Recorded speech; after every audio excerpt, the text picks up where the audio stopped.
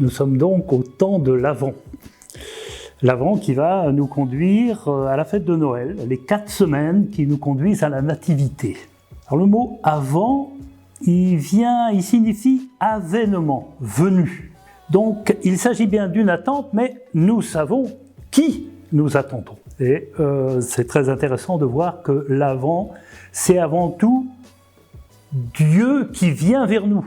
C'est notre attente. Mais je crois que c'est surtout l'attente de Dieu, l'attente du Christ. Va-t-il être reçu? Comment allons-nous l'accueillir? Comment faisons-nous place au Seigneur dans notre vie? L'Avent, donc, c'est quelque chose qui a trait à l'attente. L'attente, c'est un mot assez fréquent aujourd'hui dans la situation humaine qui est la nôtre. Et au jour le jour, eh bien, il nous faut faire face aux événements de notre monde et tout particulièrement à cette pandémie qui nous insécurise et puis qui en même temps nous pousse en avant. Vers où allons-nous? Qu'est-ce qui va se passer? Et bien sûr, nous tâtonnons, mais il y a une formidable attente que nous puissions prendre le dessus de cette maladie. Et je crois qu'il faut bien dire, dans ce temps de l'Avent, que beaucoup de gens sont en attente. Mais ça peut être aussi un contexte tout à fait heureux, au cœur de nos familles. Je pense à un couple, à une maman qui attend la naissance de son enfant. Donc, c'est quelque chose de profondément humain. Le Seigneur nous rejoint dans nos situations, finalement, les plus concrètes, heureuses ou difficiles.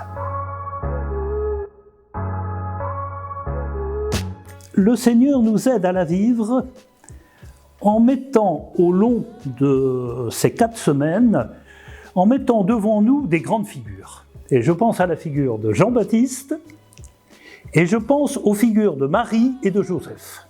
La figure de Jean-Baptiste, la liturgie nous met en évidence cette figure de Jean-Baptiste. Dieu n'est pas venu parmi nous sans nous. Il s'est appuyé sur des personnes humaines pour devenir lui-même humain, devenir chair, le Verbe qui s'est fait chair parmi nous. Il a pris appui sur une longue histoire du peuple d'Israël, tout particulièrement sur Jean-Baptiste. Préparer les chemins du Seigneur, et cette figure de Jean qui invite à la foi, à nous tourner vers Dieu, mais aussi à en tirer les conséquences. Conversion du cœur, se tourner vers Dieu, mais en même temps, conversion de la personne humaine, conversion de notre agir. Et puis bien sûr, la figure de Marie, que nous allons tout particulièrement fêter le 8 décembre. La figure de Marie qui porte en elle le corps du Christ, qui porte Dieu, fruit de l'Esprit Saint, dans son propre corps. Alors, c'est quelque chose de tout à fait extraordinaire.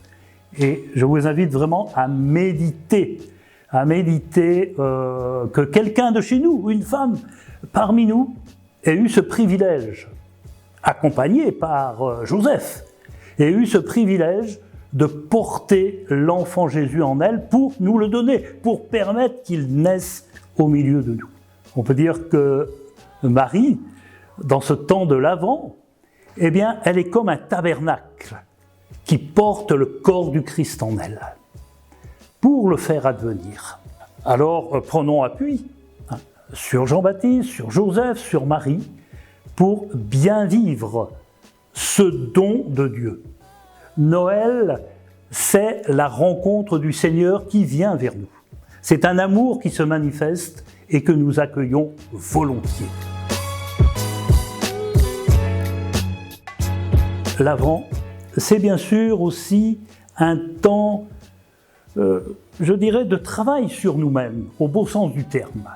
Comment faire que notre humanité, que ma personne, ce que je suis avec mes limites, mes grandeurs, mes faiblesses, mon péché, comment faire en sorte que ma personne puisse devenir une meilleure créature de Dieu, puisse correspondre finalement à la figure même de Jésus-Christ.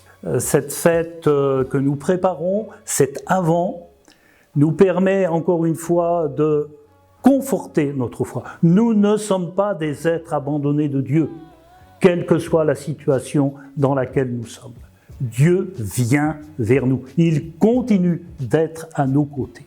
Alors, témoignons-nous les uns vis-à-vis des autres de cette foi, de cette réalité, et en même temps, eh bien, c'est un temps formidable, je dirais, d'adapter notre agir, nos comportements, pour que nous correspondions finalement à cette fête de Noël qui est toujours marquée par la sortie de la nuit, la sortie des ténèbres, pour faire advenir un temps de justice, de paix et de joie dans l'Esprit Saint.